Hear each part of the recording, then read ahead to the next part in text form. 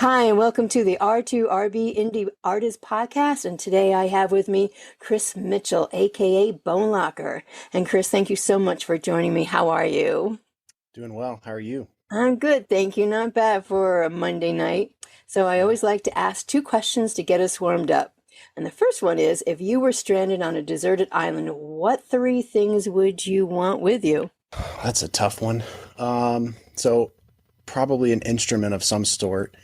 But now that I'm thinking about it, if I was on an island, I could probably craft some instruments out of, trees or coconuts or True. something. So, but an instrument of some sort, probably a guitar, probably want something to write on, which I'm sure I could make as well. But on a desert island, I would want an instrument and probably at least one other person, probably my wife. Oh, That would be nice. nice if we can say people. Right? And probably some type of hunting implement, either a spear or a knife or a gun or something, because I'm sure I could make something also, but it probably would not be very good. I like those. I like those. Yeah, those would definitely work. All right. And let's see. What's your favorite app on your phone and why? Probably favorite app is GarageBand, and just because it's really cool for recording. And then I actually just started using it.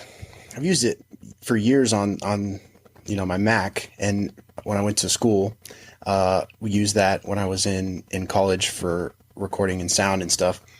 But I've always been an Android guy, and within recent years, I have gotten an iPhone. Also, actually, have both now, so I use GarageBand on my iPhone, and really was kind of a huge inspiration for the previous album that I put out, and a lot of the songs and ideas came from that. So just anything from, like, I hear a chord progression in my head that I like, I can just pick it up and program the chord progression, or play they have a little touch guitar you can strum on there, or just pluck it out on the piano. That, and then also they've got like loops galore, that drum beats and other instruments, that just listening to those and starting from maybe a drum beat and hearing a song come from that. It's just been really, I've got probably 100 to 200 just like either full songs or ideas on the iPhone in the GarageBand. So it's Oh, been wow. really fun and inspirational. Kind of a new way to think about songwriting than just picking up a guitar and playing. Yeah, because I've asked the question to other indie artists about, what happens with all the ideas and the music that runs through your head? How do you get something quick enough to write it down? And so for you, it would be GarageBand. Yep. That's really cool. And then being an Android and then an iPhone. Do you prefer one over the other? Well, I mean, I use Android for basically everything else, I do. and I tried finding an app on Android that was comparable, and there are a couple. They just aren't as intuitive and don't work as well as GarageBand. So, Okay. there's a website and an app called BandLab, and it's pretty cool because it has a lot of the same features, and it has loops, and you can collaborate with other people on that as well. But It's pretty for cool me, because GarageBand just, yeah, that's really cool because when you think about it, with growing up and what not me personally, but what the musicians would use back, in the 60s, 70s to, yeah, put it all together. And here we are now. You can pick up your phone and put a whole song together. yep. It's amazing. Oh my God. Well, I really have to look into that one myself. All right. So, Chris, you are a singer-songwriter, but I want to ask the question about BoneLocker, the name of your band project. Project band, Yeah. what would you call it? I mean, so I started it with something other than my name because for a couple reasons. One was because there are several other musicians that are already somewhat popular with my same name. And so the goal was, and there's so many bands and groups and musicians right now. It's like easier than ever to record something and get it put out there, just like you said, compared to previous generations. Yes. So I started it as like a solo project, but with a band name So that way, if it grew in the future, it could be a group of people, not just under my name. Okay. And then the name itself, BoneLocker. Piggybacking what I said about trying to find a name that not already 10 other bands have, which is very hard. I started just looking at different things. I was looking up old English things. I was looking up, names in other languages for certain things, trying to find something that kind of struck me. And I had a list of several, and I found this article it was like 10 old English terms we should think about bringing back or something like that. Oh, wow.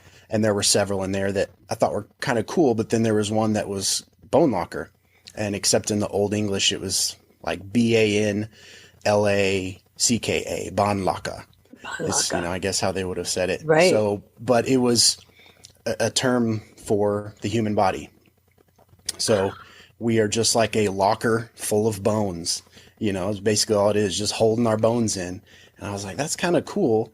And more I thought about it, I was like, that's, kind of all we are, is just like a physical shell holding together our skin and bones and muscles, but so much deeper inside, with our soul and our spirit and our mind. Oh, wow. I know there are some unusual names of band soloists, but this one, I really like that one. That one I will have to bring up on a trivia night or something, because I know I've never heard of it before. I know I had read something about it, about you, with the bones. And I couldn't remember the other night. I was like, I know it's something to do with the bones and a box or the physical or so. Yeah, no, that's really, really cool. And I I was thinking about other kind of folk artists that have, that are solo mostly, but have kind of band names, like City and Color is one. And then Iron and Wine is a really popular one. That's basically one guy when it came out. It was just him, so I was thinking about that. Like, well, I could still just be me and I go under the moniker, but if it grows to be a band, right. It's not just the Chris Mitchell band. There you go. No, that definitely works either way. That's great. I like that. All right. So your musical background starts way back when you were young. In fact, you come from a musical family, correct? I do. Yeah. So my grandparents played instruments, aunts and uncles, everybody. And I started singing in church with my parents and my sister. My sister's about 7.5 years older than me. So as early as 5 or 6, we'd all sing specials at church together. That's so cool. So that, and then the whole family, when we'd get together for holidays, Thanksgiving, Christmas, I have three uncles. My dad has one of 4. And so we would go to either grandma and grandpa's house or one of the uncles' houses or our house, kind of switching off between Thanksgiving and Christmas while I was younger. And all the uncles and great uncles and aunts and other cousins and stuff played guitar, banjo, mandolin, bass, fiddle. We would have hand drums, djembes from time to time. God. So you had your own. You had your own orchestra. Pretty much. And my uncles were big into bluegrass, going to bluegrass festivals and playing in the jams and stuff like that. It was really neat. So I'd been to a couple of those, and so just seeing them growing up every holiday and wanting to be more a part of it than just singing along, So. Oh my gosh. So did you pursue music in school? Were you in the band, orchestra, anything that had to do with music? Little different. I was homeschooled for 4th, 5th, and 6th grade, and I went to public school before that. But my mom wanted me to do something, so I just had, music in school before that, but my mom wanted me to do music while she was homeschooling, so she can play a little piano, played trumpet in band in school.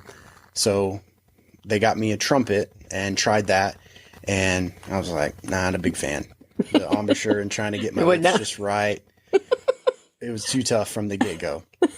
So she's like, well, I know a little bit of piano. We had a piano at the house, or a keyboard, I don't remember which, but she showed me some of the notes, and I'd pluck them out, and I was like, yeah, still kind of boring, not for me. And so my dad, one of the 4 brothers, he was the youngest and one of the few that actually kind of didn't keep playing guitar as he got older. Oh, wow. So when I was 12, he bought a guitar off eBay. And when it came in, he was going to intend on playing it, and just kind of sat there. and I pulled it out one day, and I remember plucking a couple of the strings. And I was like, that sounds familiar. And on a guitar, if you play D, G, and B, like you can pluck out a lot of Amazing Grace, dun, dun, dun, dun, dun. And that's what I had ended up playing. And I was like, that sounds really familiar. So just that enough of a kind of catch Caught you.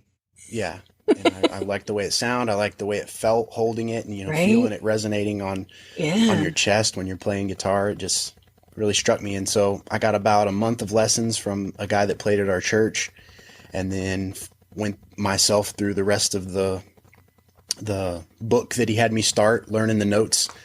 And since I was homeschooled and the internet was, still pretty new, that would have been late 90s, early 2000s. Yeah. Or late 90s, I guess. And I just like a sponge, started looking up music theory articles and anything I could learn about guitar. If YouTube would have been around back then, you would have been on it for learning. Yeah, I would have. But yeah, just reading articles and tabs and all that stuff just really kind of. So you got the bug. Started back then. Now, did you go to public school then after what, 6th grade? I did. I actually went to a private school then from 7th to when I graduated, and it was a private Christian school. So they had a pep band, and it was really bad. It's not a very good band. Oh, no. So I was not excited about being in that because I played guitar and I thought that was way cooler anyway. Right. I wish I would have played now. I would like to be able to play some band instruments, but no. We actually had devotions every Tuesday. Okay. And when I came to the school, I joined the worship team, and we would have worship practice basically as our music class. There you go. And learn new songs and work together and stuff like that. And then we'd lead worship at our devotion on Tuesday. Oh, nice. Oh, I like that. And were you in any bands outside of that later on or during? I was. So at about 14 or 15, I joined a couple bands. Some kid down the street got a drum set, and then a friend of his got a bass guitar, and we started a punk band. So that's where you got your start with the punk. Pretty much. We mostly played, Blink 182 and MXPX, and we wrote a couple songs. That was fun. We went by Felix. That was the name that we had then. My cousin actually played drums, and so the first drummer kid kind of got phased out, and my cousin joined, and we still went under Felix. And then we actually played quite a bit of original music, played some shows around Clovis, New Mexico, where I grew up.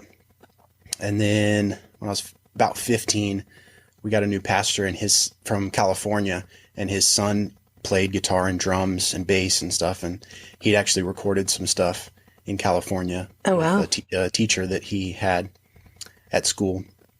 So when he moved, I was like, man, this guy plays guitar. We need to get together. So I actually started playing drums. He kind of taught me how to play drums. Oh, cool. Some basic beats and stuff, because he started as a drummer. And I taught him some stuff on guitar. And he there you go. Make sure I was playing the right stuff on drums. So we got together and called that Fever Dream. That was we were kind of more of a grunge, heavier metal kind of band.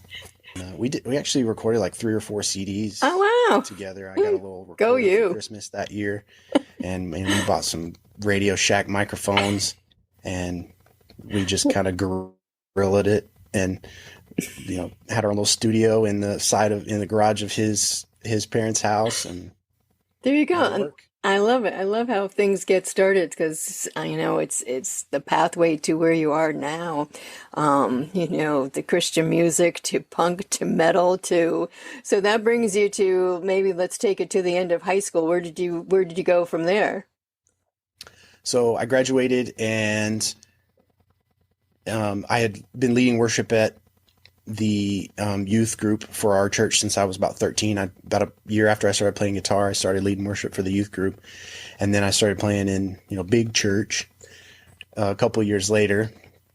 So I'd fill in from time to time whenever the worship leader wasn't there. So I intended on that being my vocation, if not one of my vocations. And then I met my wife and decided I was going to go to South Plains College, which is here in Levelland. Levelland, Texas. It's only about 70, 80 miles from where I grew up, Oh, cool. just across the state line. But big history at South Plains College for country music and bluegrass music. Tom Hall is one of the big ones from this area. Of course, Buddy Holly, Oh my God, yeah. grew up in Lubbock. And kind of funny story about Buddy, real quick, is my uncle played bass with him big before they were Buddy Holly and the Crickets. Wow. And our family story is actually kind of goes that he wrote Peggy Sue and Every Day and a couple other big hits that Buddy just kind of took as his own. And so my uncle was Don Guess. And so, Buddy, Tom Hall, several other people, Waylon Jennings is from Littlefield. That's about 30 miles from where we are. South Plains College is a really reputable name in like sound and audio production. And the path I chose was commercial music, which is more just kind of like the all-encompassing like business side of it. Okay. And some of the recording and some of the live sound and the performance and the writing. There was some of all of it in the program. So my wife and I got married. She was going to start school as well. So we both started, took a year off and then started once we kind of got established here. And so went to school for that and it was so much fun. Oh my gosh. Well, yeah. Well, being able to talk about Buddy Holly, first of all, Yeah. you knew them when, that's what I always say to a lot of indie artists, I know you now and you are going to go places and don't forget us. Yep. That is so cool. Oh my gosh. Okay. So then did you and your wife, is that when you started singing together, writing together? How did that come into play? Yeah, so she sang as well growing up. And once we got together, she was singing in church and stuff, and she'd sing in the worship band. And I actually taught her to play drums. Oh, wow. And so she started playing drums in the worship band while we were in high school together too. So that continued. Once we got married, she played drums at the first church that we went to that I started leading worship at there in Loveland as well, and would sing with me and stuff. I don't know. I think the writing started, I had written songs, like I said, we had originals when I was 14 or 15. So you've been writing for quite a while. Yeah. And I think she probably like wrote poetry and stuff like that too. So I would get stuck and be like, hey, can you think of a line for this or help me finish this? Which I still do, so we started writing. And I think, one of the ones that we have under Opportune is Sovereign God. And that's one of the first ones that we wrote together. Beautiful song. Thank you. You're welcome. And, that one, we just it was super quick. I don't even remember. I think I had the When I'm on the Mountain, You Ran on High, When I'm in the Valley, You Saved My Life. And then I kind of showed that to her and the progression I was thinking of. And she just is like, keep playing that. And so I'm playing and, she's here and we wrote it in like 5 or 10 minutes, just fleshed the whole thing out. And I think that's just so awesome when you get a singer-songwriter and another singer-songwriter that are able to collaborate that well that you don't even have to think about it, that the two of you just blend it together and then it all comes together. Yeah. And she'll, the one He's on the Throne, the most recent one we put out, which has been about a year. We've got several other songs that we've written, just finding the time for both of us to sit down. She was finishing a cosmetology degree and started working, and I'm working, and so finding the time where both of us can sit down and dedicate a good amount of time to get it tracked is tough. But it is tough. He's on the Throne. That most recent one that we did, I don't remember. We were on the way back from somewhere. She was driving back, and she dictated it to my daughter, who was in the passenger seat. She's like, "I got an idea for a song. Write this down." Start writing.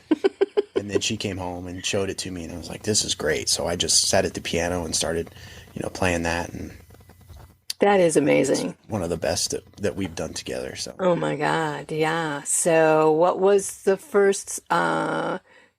Which song that you first put together? For me and Jessica was Sovereign God. Sovereign God. Okay. Yeah. I've listened to that one. That's a beautiful, beautiful one too. So how did you come about with Opportune then? We've kind of gone under that name for a while. I think the Facebook we started back in 2008. And I just kind of had that idea for the name. And it was another one where I kind of a play on words, like tune, opportune, I kind of had a tagline, the right tune at the right time. And so a little cheesy, but hey, it works. on our either I think SoundCloud, Reverb Nation. We did some stuff under Opportune for that. I recorded a whole album. It was like 8 songs back in, I don't remember when. It was probably mid 2010s, maybe 2015, something like that, 2016. Okay. Had about 8 songs on there. Had Sovereign God on there and a couple other ones. That one's on, I believe that's on our SoundCloud. And then we had done Christmas albums. We started giving those as gifts to our family as well. So how cool. 5 or 6 Christmas songs and, package it and give it to family members along with a gift or, when times were tough, maybe our own gift. Yeah, but that's the best gift. That's awesome, right? So. Oh my God, I think so. One of those is on, I think, SoundCloud as well. It's called The Manger. We put out a Christmas album called The Manger, and I just decided to put it out. It was before I really knew how easy it was to just distribute to everywhere, It's a full-time job, though. SoundCloud. What's that? It's a full-time job distributing and putting, your recordings out. Yeah. Yeah, right? I had to carve out time just to upload all the songs and the lyrics and all that stuff. Yeah. It's there's a lot of work that goes on behind the scenes of your passion with, you and your wife with the music, just to then finally get it out to everybody else in the airwaves and everything. During that time, were you thinking about going and doing BoneLocker, or where did you take the turn to leave, not to leave because you haven't left her, thank God, but to turn over to BoneLocker? Within the last couple years, being on Facebook, and I joined like a GarageBand users group on Facebook once I kind of started getting more into GarageBand, and I just saw so many people that like every couple weeks or every month they were like, I got a new song, what do you think? I got a new song, what do you think? And there were people that were releasing this stuff and getting thousands, if not tens or 100,000s of plays on their music. And there were several that I was like, this really isn't that great. Like some of them, I was like, man, these people are putting stuff out and I'm not doing anything with the things that I've written before, the things that I'm writing now. I've got notebooks full of stuff that I've written from time to time, or little voice notes, like I said. So it was kind of that, partnered with GarageBand on the phone and just more of just capturing those ideas as they come. I had like a bunch of songs and song ideas that I was working through, and Opportune is more kind of worship and and you can kind of hear that from the ones that I put out. I think You Will Never Leave was the first one that we put out under Opportune, and that one was pretty much me because I was still working with recording and stuff. And figured out how to get GarageBand on the computer to work well for me. So You Will Never Leave is basically just my guitar and me, and then the guy that played drums for me. So that's a little more folky, kind of more BoneLocker-ish. And then the rest of them that we have are a little more worship, kind of contemporary Christian. And then there's one called Monday that I think is a really fun song. I mean, it's I do too. Like a power pop. Yep. Yeah. And so I kind of was trying to figure out like our style, and then I kind of started writing more stuff that was a little more folky. We went on a vacation for about a week, and I one of my goals was to write either a song or part of a song every single day while we were gone for the 5 days. And I wrote 5 songs while we were there, and I was like, when I get back, I'm gonna put out an album called Mountain Songs, because we'd gone to the mountains. And You Will Never Leave was one of those. The other 4, one of them is on The Road, the previous album from BoneLocker, and they were all, real just kind of folky. And I was like, this doesn't really fit with the Opportune style. And so just as an outlet for those more, folky singer-songwriter type songs, I was like, I'll just start something else and split them and see how it goes. Well, so far it's going really well. I think so. Yeah, absolutely. Yeah. I mean, that's great. I mean, the Christian side of with you and your wife to be able to collaborate together. And I had trying to think, because I read so much sometimes it all becomes a blur, but I knew in the back of my mind, I had heard Jessica, something you had written on Facebook, and that's how I found out that there was you and your wife were doing the Opportune, and I got to listen to all that. And then to carry yourself over into BoneLocker, into a different genre. Well, I don't know. It is a different genre, right? But it's just, I mean, it's just that both sides of you are just phenomenal. Thanks. Yeah, I just think it's always great that you're able to collaborate with, with your wife or your partner, or whoever you're working with, and then to have Mhm. also, as you have, BoneLocker and that side of you, you have a beautiful voice and your music is beautiful, and bringing it all together. Thanks so much. You're welcome. I love it. And you also you do reels on Instagram, you do lives on YouTube, you do all these little things that I don't necessarily see other indie artists doing, but I think it's something that I see with you, really draws attention, which that's what you want to yourself. Mhm. But it's not like in your face. You always have such a very calming aspect about yourself, and you're explaining things and you're sharing your music. Did that come easy to you? Yeah, kind of. I mean, it definitely takes some work. And really, in these modern times, without record labels and as much as so many artists are just completely independent from a bunch of other content creators that I've seen, I mean, that's a job these days, content creation. Yeah, You're an influencer right. and you just make videos every couple days or once a week and upload them. I think in the independent music space, you have to be a content creator as well if you want to have any kind of attention. And, if you don't have money to be spending to be paying for ads all the time, then you got to work on videos that catch people's attention or posts that catch people's attention. And the ones, doing some research about that and things that catch people's attention, the one that I found that most people like is when they get something out of a video. Of course, everybody loves the funny cat videos and, people falling and things Of like course. that. And there's the viral videos that catch people's attention and it's, just something crazy. But Crazy. yeah, something crazy that happens, or a guy that I saw, I don't remember his name. He was like doing really good at this, and he had this song coming out, and he had this series of reels where it's just him and his guitar plugged into an amp, and he would play a part of the song, and then it would like transition to him somewhere else. Like he was on one, I remember the elevator doors were closing as he's playing this, and then the elevator doors open and he's like outside in the backyard playing, Oh, and that's it's like a cool. beach party going on, and it was something that was like, oh, that's really neat. But more than that, what I saw being successful was when the audience gets something out of it. It's not just, oh, cool, that's a neat song, Correct. but it's something that they can be like, oh, I learned something from that, or Exactly. oh, I appreciate that.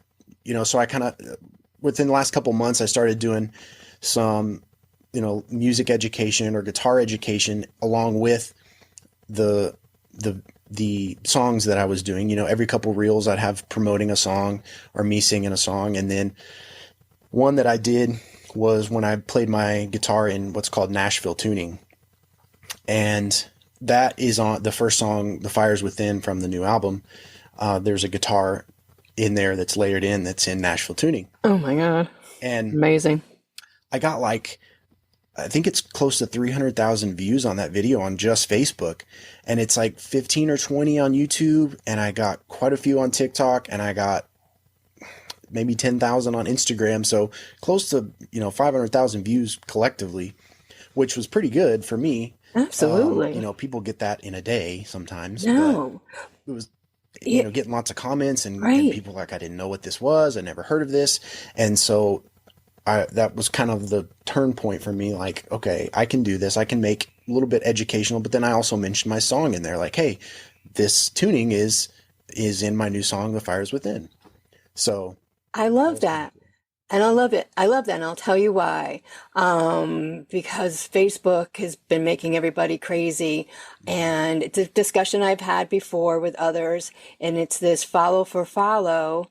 Um, And that's great because we all do. We all want followers and we all want people to, you all want people to listen to your music. But where you take it to a different level is that personalization. You are sitting here we are, even just like this interview, not that they're going to see you, but you're putting yourself out there. You're saying, okay, this is who I am. I'm just not putting out songs because, just to make the money, which that comes later. But you're giving of yourself. You're showing them your passion. They can see your passion. They can hear you, which I think just takes it to another level that you're able, or we are able, to those who love to listen to BoneLocker. I can really say, gosh, did you catch that where Chris was talking about whatever you might have been talking about, and not. In fact, I really haven't seen. The only other person that I would say, okay, let me take it back, all those words. One of the other people that does that is Centel, Yeah. who you have worked with, which I just Mhm. think makes a big difference, because then you really get followers who really do listen to your music, I think. What do you think? Yeah, I agree. And, with the views, of course, there's going to be people that are like, oh, that's a cool video, and just automatically click follow, Of course. which, you hope happens. And Right. I did. And it was really cool to see that. And I got hundreds of followers from that one video, Right. and I did another one, a couple, maybe I think I was trying to do like one a week. So I would do that, and then I would do a couple other reels, and then do a more educational one. And I did one on a different tuning that I used in the song Mountains. And that one got quite a few views too. And I got followers from that. And so that was, the goal. And Jack Conti from Patreon, that started Patreon, which I think is a really cool website and a great idea, has talked about how TikTok kind of ruined the algorithms for Facebook and Instagram, being follower based, where we're going to show you people that you follow. Facebook used to be, like when I use it as my personal Facebook, I used to see friend stuff all the time. Right. Now it's, It's sports and business. entertainment, and every other one's an ad. Right. And it's showing me content that it thinks that I want to see Exactly. because of previous interactions I've had or whatever. Right. So TikTok kind of turned the whole follower model on its head, and it has this algorithm that says, okay, you follow these people, so we're going to show you people like them that we think you'll like. It's kind of gotten harder to get loyal fans that see you and engage with your content, consistently. Right. Exactly. And I was kind of late to the game on TikTok, which I regret, because I was just kind of against it out of principle from the beginning. It's because okay. of all the silly dance videos and the way people would blow up. It was crazy in the beginning. Yeah, people, they're doing a dance and they're getting millions of views and 10 they're million. getting, deals. And then when I started, I was like, this is something I've just got to be on it. Like, there's Right. so much opportunity for different people on there, a younger demographic, There you go. and things like that. So yeah, I think it's hard to get people that are followers that are loyal Listeners. to not just, click and like on a Facebook post, Exactly. but sharing your stuff and really listening to the music. And again, Jack Conti, one of his videos I've seen where he was like, look, you can have 10,000, 100,000, 500,000, million subscribers, whatever. I don't remember exactly what he said, but basically he was like, if you can have this small core of even just 1,000 followers that are loyal, that you engage with on a consistent basis, either through Patreon or now Discord is the big thing. Like, Right. I'm a part of Mark Johnston's Discord, and we play trivia, great. and everybody talks about song ideas for him to sing on his lives, and it's really Right. fun. And I enjoy that. And if you can get 1,000 like core supporters that are loyal to you, and just think about if you have a Patreon where people pay $5 a month, which is not much, a cup of coffee at Starbucks, That's it. it's $5,000 a month coming to your pocket Yeah. for engaging with a small portion of your fan base. Absolutely. And so it's making those loyal subscribers, those loyal fans. That's kind of the difficult thing. And that's why I try to be more Sorry. personal and engaging in those videos, and not just be like, here's a video of me jumping off a trampoline and breaking my guitar or something. Yes, and we don't want you to do that. Because there's nothing personal about that. No, exactly. what a That's right. thousand other people do to go viral. That's right. And that's why when, we first talked the other day on the phone and you had talked about this, I think so many of the younger indie artists coming on board now, that's all they want is a follower. That's Mhm. what they want. And then, it's tough for them to do anything else but get the follows and to make any Yeah. money other and off of social media as well. So yeah, well, and I appreciate you sharing all that because as I said, I've asked this question before because I want to be able to eventually down the road, I think more indie artists like yourself and Sintel and Asphalt Jungle who have perhaps a different perspective on the industry and how you all approach it. I think there needs to be a more round table discussion on that. So we'll have to talk again about that down the road Yeah. too. Tell us about your first album, which came out in 2023. Yeah, June 2023. So getting back to like when I started this, I wasn't sure the kind of genre direction that I wanted to go because like I said, it started in punk, did some heavy metal when I was younger, and being that was kind of in my formative years, I still enjoy that kind of music and I listen to it quite a bit.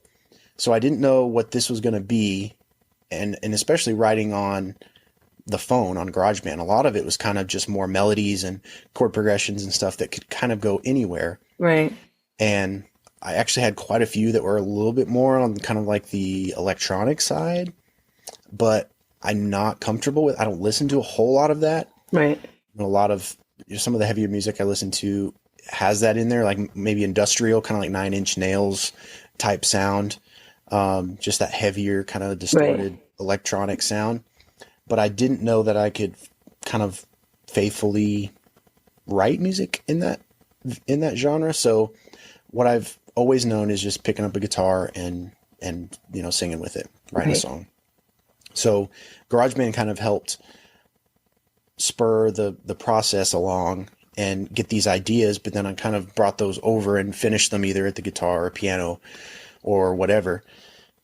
And I've always liked the idea of just having, real instruments in music. I like that a lot. Yeah. And it's kind of more of a struggle in recording because you have all these real instruments that have conflicting frequencies and all this stuff that you've got to kind of mix through. So I kind of felt like it was more of a fun challenge for me.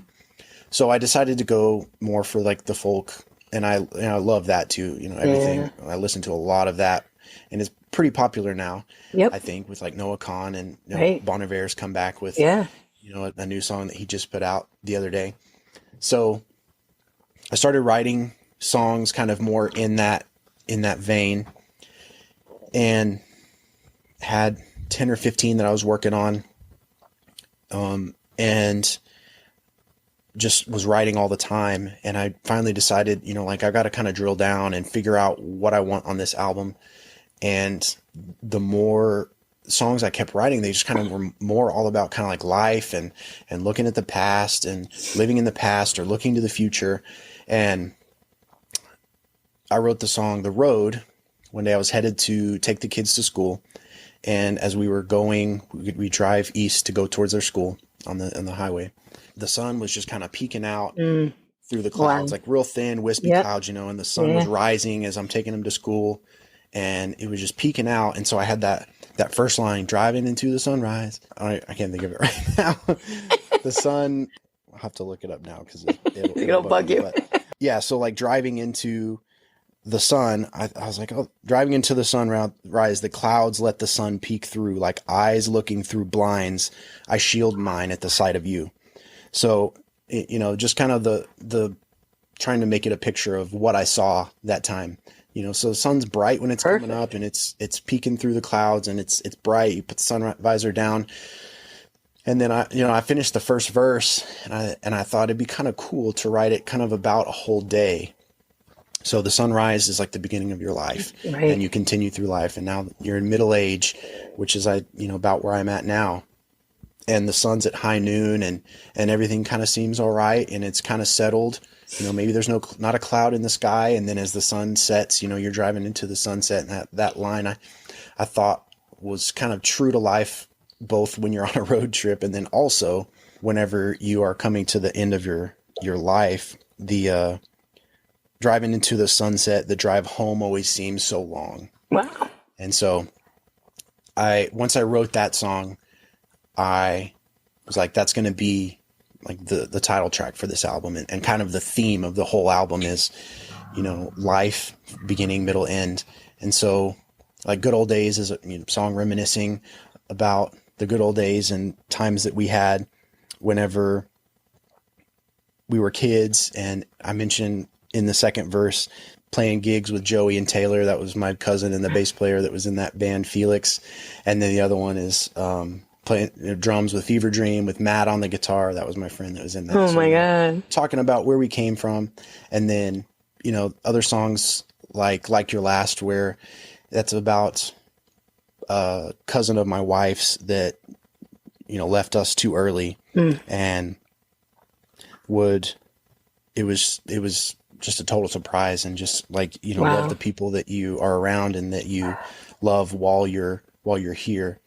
And so I noticed the theme of several of the songs that I had written and kind of put them all together in the album as kind of like a package, not necessarily like a tribute to life. I mean, and I love all that from the beginning of the sunrise to the sunset. We're all on such a journey, and we all sometimes forget to stop and think about it too, where we've started and where we are and where we're going to be. So yeah, I mean, I've listened to this album and it's great and I love being able to now know more of the background of it. Excuse me. And that's one of the things I do like to ask too. It's like, tell me about, where all the inspiration came from. So, that one got me. Once again. Actually, Amazed is one of the other ones that was from those 5 songs that I wrote on the mountain, which that one's more just kind of like about appreciating creation and being out. And so there's still 3 more that are kind of out there that I'm not sure when they'll come out, but cool. And then your latest album, a year later, just over a year. Yeah, just a little over a year.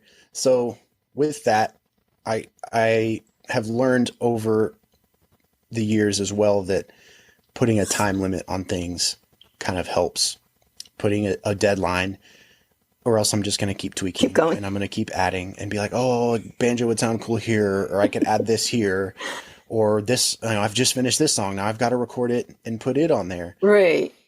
So once I had finished the road and finished the recording and had the set date, I already had a couple songs that I had either finished or weren't quite done that I thought maybe would go, but didn't make the cut. Not because they weren't good enough, but maybe I didn't finish writing them, like Time, which is on the new album. Still kind of the same thing, like you can see from the road. It's about time and how time escapes us and, live in the now and all that.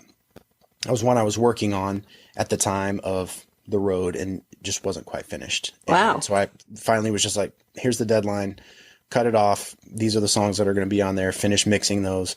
And I said, I want it out around this time. And so that's when that came out. And so I had songs already in the works whenever the road was finished, and just continued working on those. And the last couple of years have just been really prolific in writing for me. Maybe it's just looking for it more, or maybe it's just snagging those ideas when they come, which I've heard people say too, like, well, if it's really good, you won't forget it. If it's a really good melody, then it's going to be memorable. Like, it's going to be stuck in your head. Right. And I think that's true to a point, but also I have heard a melody and I'll just grab my phone and do a quick voice note or a video or something. And I come back to it later and I was like, yeah, that is really good. I need to do something with that. And I don't know that I necessarily would have remembered it, and there's so much floating around in our heads all the time with busyness and all that. So I think doing that and being more diligent about writing down ideas when they come to me, or singing melodies or playing chord progressions. And I kind of started that at the beginning of this year too. I wanted to try to write like a verse or a chorus or a progression or some part of a song every day. And I haven't necessarily done that. I started pretty strong at the first of the year, but we know how. That's right. And before we go any further, the name of the album is A Place Called Progress. Yes. Right. Let's not forget that part. which is And another just absolute beautiful songs on this one as well. So yeah, I like you have a single out. I Gotta Fly. I happen to like that one too. yeah, And the single, the song, not the single, but the song that you worked on with Sintel, which was which one? Faith. Faith. That was yeah, yeah. How was it working with Sintel? Oh, it was great. Yeah. I had the I had the song done, and I was like, man, I wanted it to really have this, old timey gospel feel with some folk in there, and I was like, Sintel's just got the voice for it. And so I sent him just the basic part of that and said, hey, would you want to sing on this? And I thought he was just going to send me either just the melody or, whatever. He sent me a track, had like four different ones. Now in the beginning of that song where it's kind of EQ'd and it's got the old timey kind of piano in there and it's got an organ, and I sang, I think 3 parts myself, bass and then the melody and then a higher part. Wow. And then I had my wife sing a part above that and then a middle part above me as well. And then my daughter actually doubled those parts. Oh, wow. As well. So it's got me, my wife, my daughter, and Sintel on that first part of just the chorus that comes in with that kind of old-timey sound. Just to make it, I was trying to make it sound like a choir. Oh, that's cool. Oh, that's there's probably 30 different tracks just in the intro of mostly vocals. So I sent that to Sintel and was like, hey, here's all these parts. Sing what, let me know what you think. If you want to be a part of it, cool. If not, fine. Cool. I understand. And he sent me that back, a couple weeks later. He was like, sorry for the delay. I was like, that was super quick, and these are great. So I just plugged it in on the intro and then on each one of the choruses. Oh, that's cool. Oh, very cool. Really great. Oh, yeah. I appreciate you doing that. Oh, wow. That is really awesome. You want to take your music full time? That would be the goal.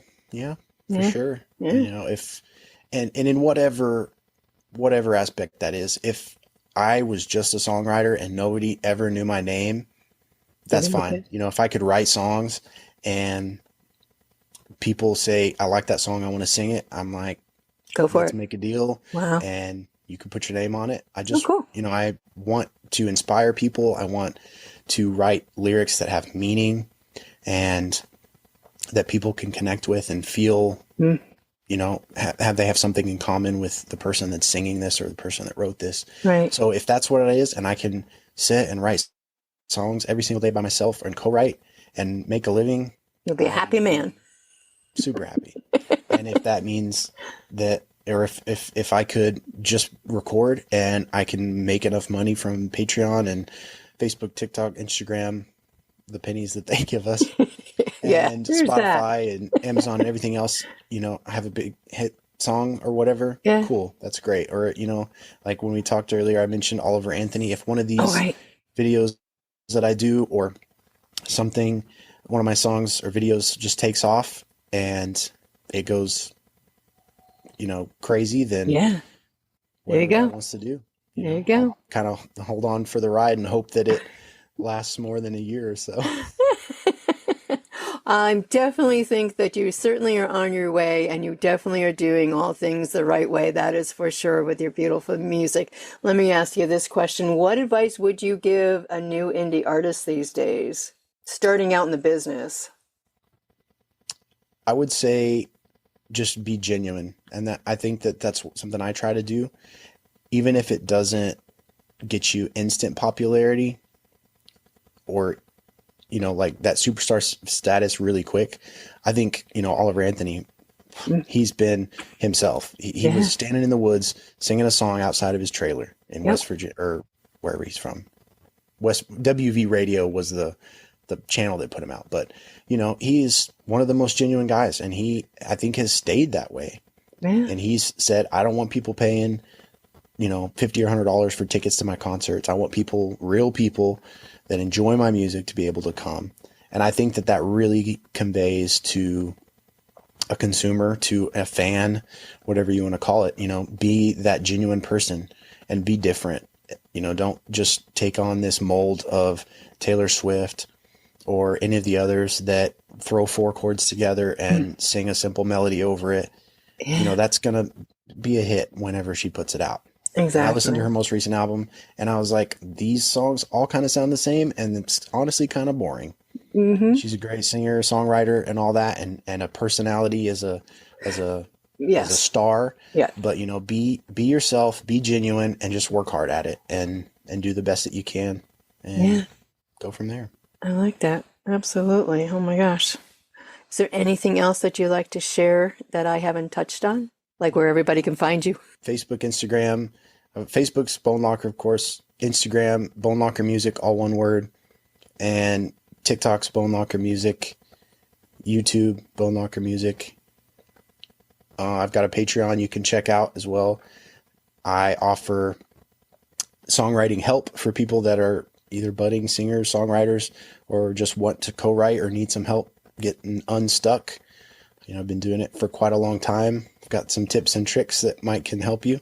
Oh, I like so that. If you sign up under the $10 tier on Patreon, then we can do a Zoom cool thing, and once a month or something like that, work out a songwriting class, I guess, or music lessons, whatever you want to do with the time that I can give you on that. So Patreon, if you want to subscribe to that, I've got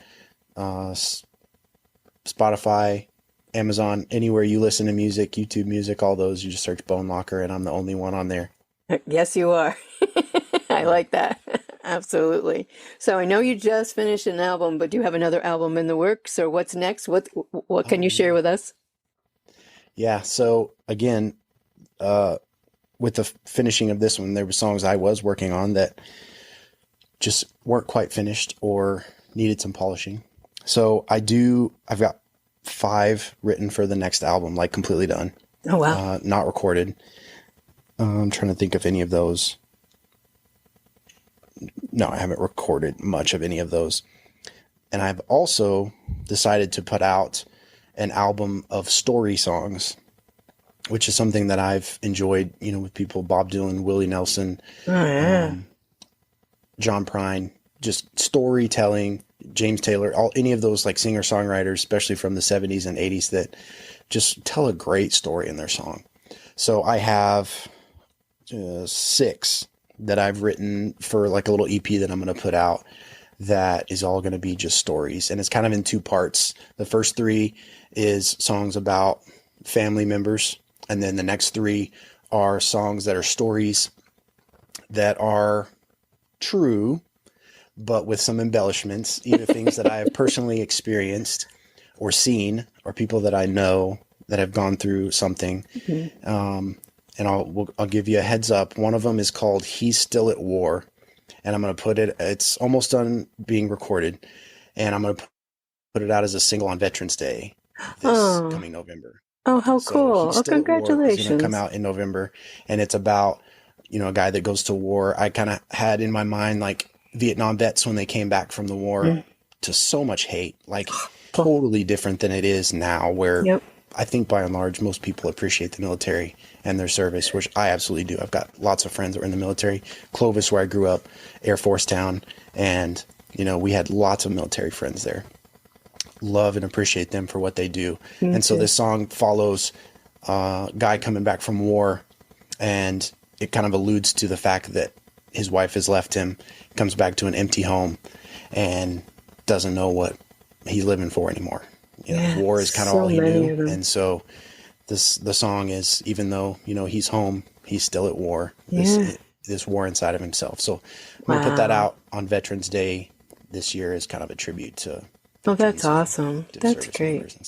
Oh my gosh, Chris, you do a lot. Oh my gosh. Oh wow. Well, I'm so happy to be able to speak to you and get to know you in this conversation. Because like I said, I followed you for a while, and I've enjoyed your music, and I'm looking forward to the storytelling side of you, because I don't think a lot of people appreciate that part. Yeah. So that'd be really cool. And the beautiful song for Veterans Day. Thank you. That really is great. Yeah, that's great. Chris, thank you so much. I appreciate you being here. I look forward to following you and finding all your reels and TikToks and everything else that goes along with it. So thank you very much. Awesome. Thank you so much. Appreciate you. Thank you.